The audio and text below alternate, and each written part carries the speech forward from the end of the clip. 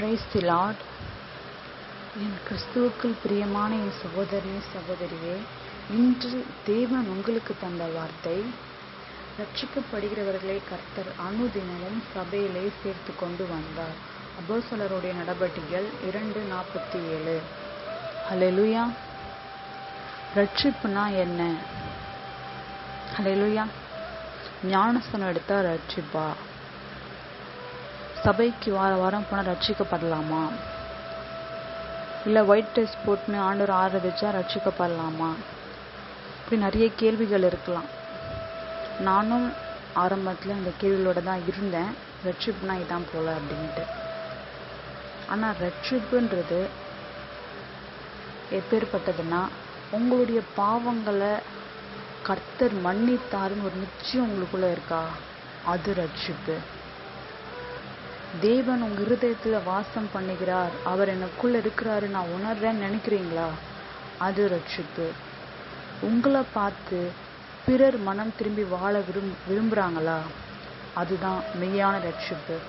அதுதான் ஒரு கர்த்தருடைய பிள்ளை, கர்த்தருடைய அபிஷேகம் உங்களுக்குள்ள இருக்குன்றதுக்கான அடையாளம். இதுல எதுவுமே இல்லைன்னா நீங்க உங்களோட குணங்களை ரியலைஸ் பண்ணி பார்த்து கர்த்தரிடத்துல மனம் திரும்பணும். ஹல்லேலூயா. எனக்கு ஒரு சகோதரியை தெரியும். அவங்க ஆண்டவருக்குள்ள ரொம்ப மகிமையா இருந்த மாதிரி நான் ஃபீல் பண்ணேன். ஸோ நான் ரட்சிக்கப்பட்ட ஆரம்பத்தில் எனக்கு எல்லா கிறிஸ்டியன்ஸையும் பார்க்கும்போது எல்லாம் நல்லவங்க அப்படின்ற மாதிரி தோணும். ஸோ கண்டிப்பாக அப்படி இல்லை.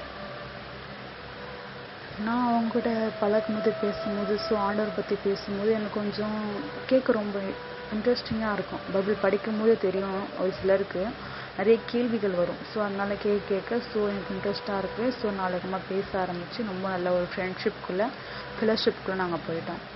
ஸோ நம்மளுக்கு ஒன்று குணம் இருக்குது தெரியுமா? நம்ம யார்கிட்ட பழகிறோமோ அவங்களுடைய குணங்கள் நம்மளுக்கு வரும். அதுவும் அதிகமாக கெட்ட குணங்கள் நம்ம ஈஸியாக கற்றுப்போம். ஹல்லேலூயா. இது உண்மையான காரியம். நான் பழக ஆரம்பித்து கொஞ்ச நாள்லேயே அவங்க நல்லா மேக்கப் பண்ணுவாங்க. ஸோ அந்த குணம் எனக்குள்ளே வந்துடுச்சு. ஸோ சில பல கெட்ட குணங்கள் சுபாவங்கள் எனக்குள்ளே வர ஆரம்பிச்சிடுச்சு. ஆண்டவர்கிட்ட பேசக்கூடிய நேரங்கள் குறைஞ்சிடுச்சு, ஜெபிக்க வேண்டிய நேரங்கள் குறைஞ்சிடுச்சு.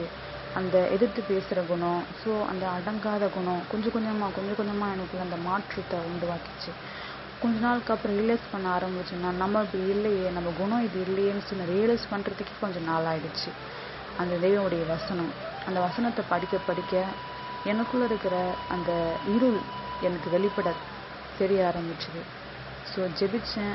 கர்த்தர் தயவு பண்ணி அந்த பாவத்திலேருந்து வெளியில் வரத்துக்கு உதவி செஞ்சார். ஹல்லேலூயா. நம்ம ஒரு சபைக்கு போகிறோம்னா அந்த சபையில் என்ன சொல்லி கொடுக்குறாங்கன்னு கவனிங்க.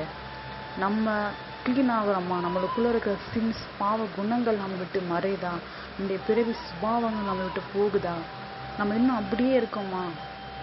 ரியலைஸ் பண்ணுங்க. நம்ம ஒரு சபைக்கு போகிறோன்னா தேவனுடைய வார்த்தையை கேட்க போகிறோம். அநேகரோட இப்படி சொல்ல பழக வேண்டியது, ஃபெலோஷிப் பண்ண வேண்டியது இருக்கும். ஆனாலும் நம்மளுக்கு தேவையானது ஆண்டவர் மட்டும்தான். அந்த எண்ணத்தோட சபைக்கு போங்க. தவறான காரியங்கள் நடந்தால் ரியலைஸ் பண்ணுங்க, இது தப்பு, இது ரைட்டு, சின்ஸ், அந்த யோசனைகளை யோசிக்கும்படி தேவ சமூகத்தில் வச்சு ஜெபியுங்க. இந்த நாள்லேயும் இதுக்காக நாம் ஜெபிப்போம். அன்பின் தேவனாகிய கர்த்தாவே, உன்னதமான தேவனே உங்களை துதிக்கிறோம், ஸ்தோத்திரிக்கிறோம் சுவாமி. ராஜா தகப்பனின் இருதயத்தில் வாசம் பண்ணுகிற தேவன் நீர் ஒரு நாளும் மதங்களையோ இல்லை குணங்களையோ பார்க்கும் தேவன் அல்ல. நீர் எங்கள் இருதயங்களில் வாசம் பண்ணுகிறவர் சுவாமி. நீர் தகப்பனே எங்களுடைய குணங்களை, எங்களுடைய தகுதிகளை, எங்களுடைய ஆற்றல்களை அனைத்தும் அறிந்திருக்கிறீர். நாங்கள் செல்லும் வழியை நீர் நன்றாய் அறிந்திருக்கிறீர் சுவாமி. தவறான வழியில் யாராவது போனாங்கன்னா அவங்க வழியிலிருந்து வெளியில் வந்து உம்முடைய பரிசுத்த பாதையில் நடக்க உதவி செய்யுங்க. ஒவ்வொரு நாளும் உம்முடைய பிரசன்னத்தினால் மூடி பாதுகாத்து கொள்ளுங்க. உம்முடைய பிள்ளைகளை யாரை பார்த்தாலும் அடுத்தவங்க மனம் திரும்ப ரட்சிக்கப்படத்தக்கதாய் குணங்களை உண்டு பண்ணுங்க. நற்குணத்தோடு வாழ உதவி செய்யுங்க. இயேசு கிறிஸ்துவின் நாமத்தில் ஆமென். God bless you.